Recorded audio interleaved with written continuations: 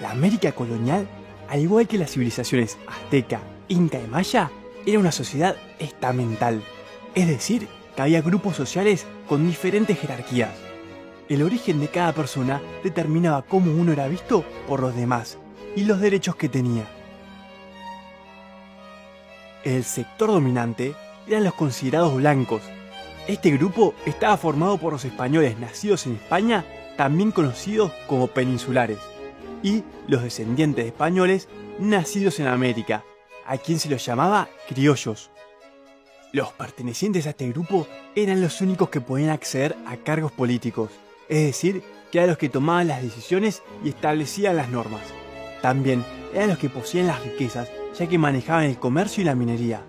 Con el tiempo empezaron a acumular tierras, lo que les permitió desarrollar la agricultura y la ganadería. Aunque los criollos pertenecían a este grupo, no podían ocupar los cargos políticos más importantes, lo que generaba que haya una tensión entre ambos grupos. Los indígenas estaban por debajo de los españoles desde un punto de vista legal en la escala social. Sin embargo, existía una división entre los indígenas de los sectores dirigentes, como los caciques y los curacas, y el resto del pueblo. La mayor parte de la población indígena estaba sometida a distintas formas de explotación laboral. Al principio fueron utilizados como sirvientes, mineros y agricultores. Luego se implementó un sistema llamado encomienda, en el que los indígenas eran encomendados a un español y tenían que realizar todas las tareas que él les encomendaba. A cambio, el encomendero, es decir, el español, se comprometía a convertir a los indígenas al catolicismo. En los Andes surgió una forma de explotación particular denominada mita. ¿Les suena?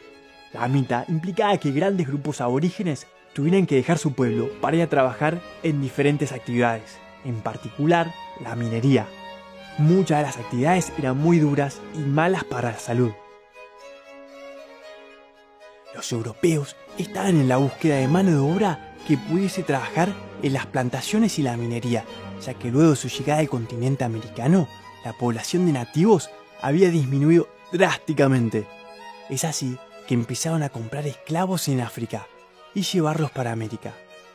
Alrededor de 10 millones de africanos fueron despojados de su hogar y llevados al continente americano.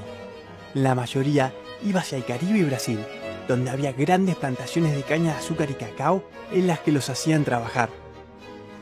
El esclavo era considerado propiedad del amo, quien podía hacer con él lo que quisiera, ya que no tenían derechos. Eran obligados a trabajar muchas horas por día sin descanso y en condiciones muy duras. Es por eso que tenían una expectativa de vida muy corta, es decir, que morían muy jóvenes. Para huir de estas situaciones, algunos esclavos se escapaban de sus amos y se convertían en fugitivos, o bien ahorraban durante mucho tiempo para poder comprar su libertad. Cuando estos grupos, los blancos, indígenas y africanos, comenzaron a entrecruzarse, surgieron otros nuevos. Los nacidos en la mezcla entre estos grupos recibían distintos nombres. A una persona nacida del mestizaje entre un afrodescendiente y un indígena se lo conocía como sambo. Al hijo de un indígena y una blanca se lo llamaba mestizo. Y al hijo de un afrodescendiente y un blanco se lo llamaba mulato. Se usaron una inmensa variedad de nombres para nombrar a los hijos de las diferentes combinaciones posibles, y muchos de ellos pocos amistosos. Como los españoles y criollos eran considerados la clase dominante, quienes tenían más ascendentes blancos en su familia tenían una mayor posibilidad de acceder a una buena posición social. Por el contrario, quienes no tenían esos orígenes sufrían desventajas y eran tratados con inferioridad. En las civilizaciones originarias no existían grandes diferencias en los roles y tareas que desempeñaban las mujeres y los hombres. Cuando los españoles llegaron a América, esto cambió.